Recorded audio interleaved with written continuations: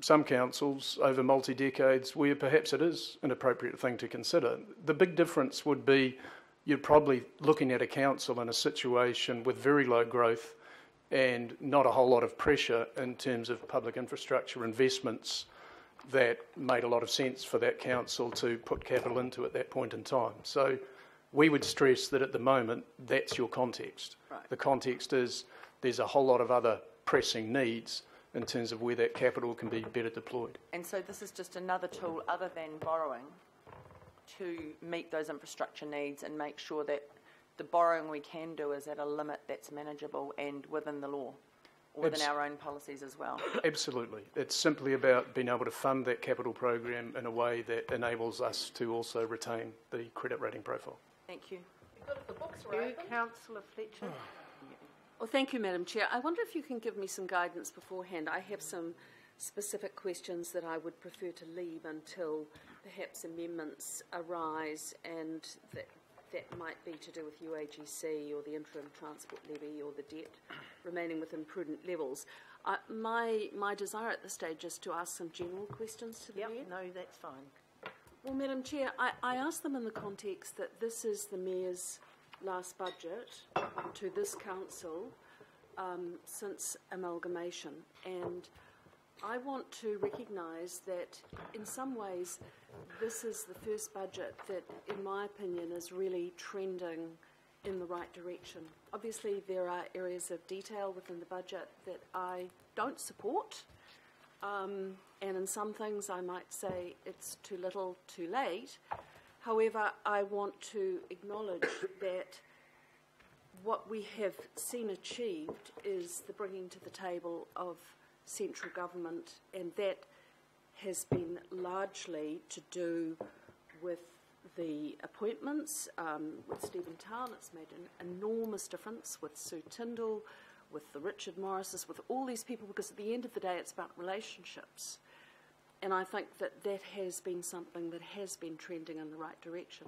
The question I have specifically to you, Mr. Mayor, given that this is your last budget and you will probably be facing the debate ahead with some sort of mixed feelings, where are the gaps? You know, if there was some further advice that you would give to this council, to an incoming council, where are those areas of reprioritisation or further investment?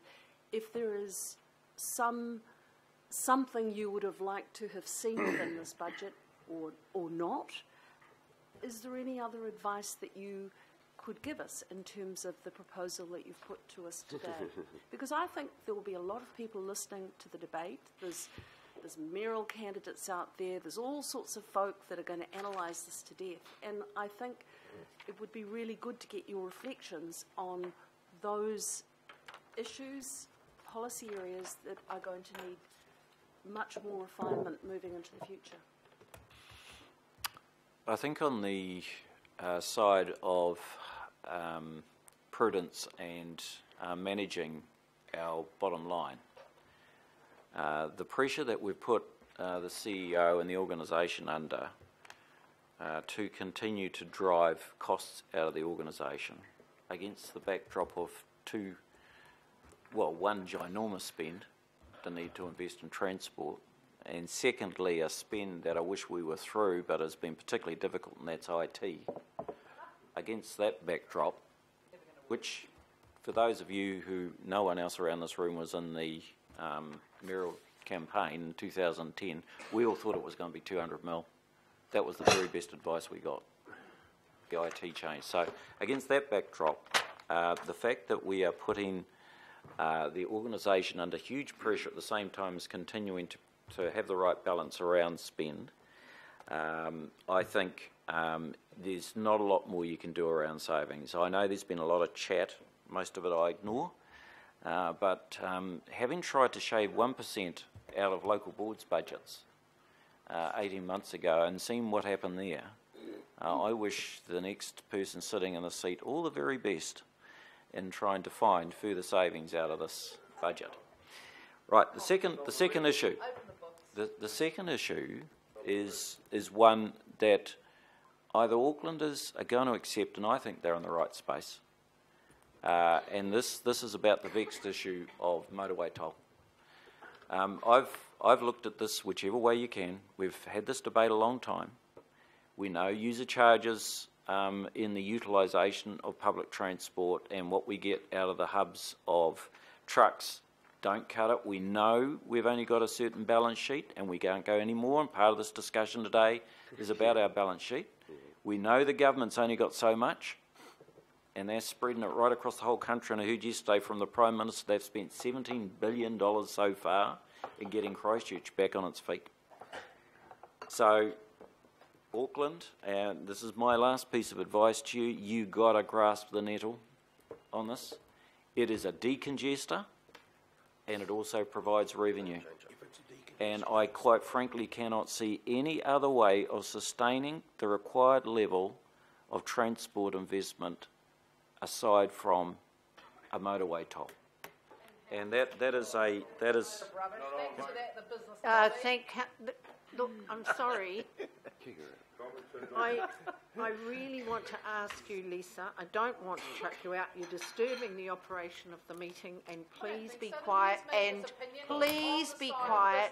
respect our meeting procedures. Lisa, please respect our meeting procedures and people's... Respect the people of Auckland. Yeah. Madam Chair, I had a supplementary... I thought you did, thank you. Thank you. So you've dealt with the issue of transport, but are there any other gaps in terms of my question around reprioritisation and investment? Is there anything, for instance, in the parks portfolio area? And may I say that this budget has been the first, and I really congratulate you for this, the first budgets that you gave were all about I. This has been about we. And I want to acknowledge that, because I think that there has been the input by a lot more of council, whether it's staff or whether it's councillors, into actually arriving at a point that is imperfect, but certainly better than where we were. So my congratulations to you on a more inclusive approach than the earlier budgets. Actually, and it's a fair, again, I'd recognise that as a fair comment 6 years on. Can I plead a little bit of mitigation? So, elected in as the first mayor of a super city, 1.5 million people, they want this city to absolutely rocket away, and to some extent they have. But against the backdrop of that is a huge expectation that the mayor basically is going to have a magic wand and change it all. And so it is fair also to recognise the fact that I was very determined that having a vision and a plan that we were going. So I probably used the I too much, and I accept that as fair criticism. Secondly, so what are the gaps? You know, on the basis that we can get the revenue savings side really sorted, there are two gaps. One area where I have a constant concern and a worry is the issue of stormwater management.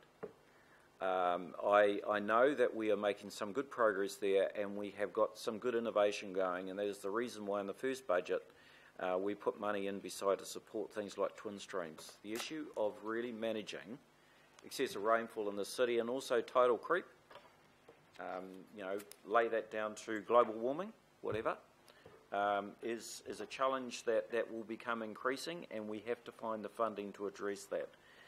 And the park side of it, and Councillor Chris, you know, and I wish we had a bottomless pit, but we don't. And, you know, we can continue to buy and invest in parks, but the priority that the city has to grapple with and where the spend is required is around the issue of responding to the fact that we don't get around the city well. And one of the things that I decided would be a critical part of my leadership is I needed to focus on one or two things of policy where we could actually get gains, and in particular the one that most required my focus. Hell, I mean, I'm being criticised for not achieving enough with our team on homelessness and that sort of stuff. You know, back in the day in Manukau, I would have spent half my time on homelessness if that would have been the main problem. Instead, I'd spent a lot of it on tagging. But in this job, it was my view that the primary focus that Aucklanders wanted me to bring to the job and us was to resolve the challenges around transport, and that's what I've done, against the detriment of parks and spends elsewhere. Thank you, Madam Chair. Thank you. Councillor Cashmore. Thank you, Madam Chair. Completely concur with the WE budget, because we all had opportunity to have input through your committee into the formation of this budget. I have a couple of questions. The first one is about the operating budgets and the further investigation into rapid public transport on the isthmus. There's a $5 million to continue this work. Is that, I presume detail on that is a light rail investigation? That's the first question. Yep. Okay. The second question is to do with Watercare's CapEx and the roughly 200 million that they haven't met with their potential CapEx budgets this year and next year projection. And with the growth that we're facing of thick end of 50,000 people arriving here, between 40 and 50 year on year, is that going to present challenges to us for particularly greenfields developments with that lack of capital spend and the timeliness and integration of that work with the development community?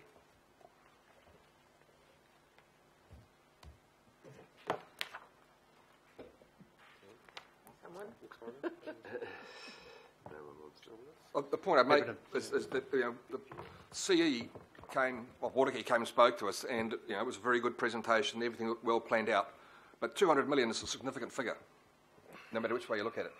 And if that's providing trunk infrastructure upgrades for major sewage plants and so forth, that potentially could have a major impact upon development.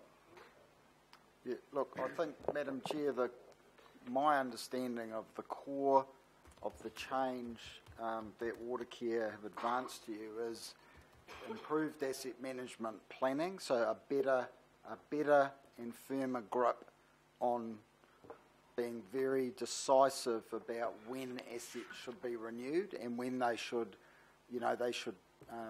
be put under a bit of sweat. That's the main driver of the shift in what they need to spend over this next financial period. So a refinement of the capital program rather than a non-delivery. Thank you. Thank you. Councillor Hulse. Thank you, Madam Chair. I just want to check when the right time for this discussion is. When we look at the so-called rainy day fund and I agree, Councillor Cooper's absolutely right, it's kind of been used in the pejorative sense when it shouldn't be, and I just think we need to get a bit more clarity around the relationship between the diversified financial assets portfolio and our ability to build headroom in our debt levels. I just wonder whether it's now is question time, or at what stage we could just take a minute to unpack that interrelated complexity of our current headroom as far as debt goes, our CapEx spend, and what's driving that kind of slight pressure around the headroom that we've got at the moment, the relationship between our move to fully fund depreciation, which is both a transparent and an appropriate and responsible thing to be doing, and our huge and ever kind of enormous requirement for CapEx investment.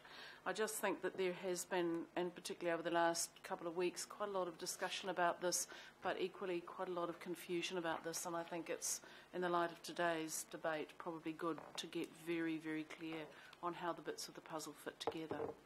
So, Councillor, I actually do have an amendment on that issue, so maybe, and Councillor Crumb's amendment, so maybe that will come up at that time. Matthew, Stephen? Yeah, okay, thank you. That's good. I just think it's an important part to have. And just the other bit of that question, Madam Chair, is I know there's been a little bit of disquiet around the acquisition budget for transport and for land associated with transport developments, but for those of us particularly out west, things are changing rapidly and almost on a daily basis, and I would just ask my colleagues to understand that huge need that exists for us to grab those opportunities to work on some of our most critical rapid transport corridors, and when the opportunities arise, we need to take them. Thank you.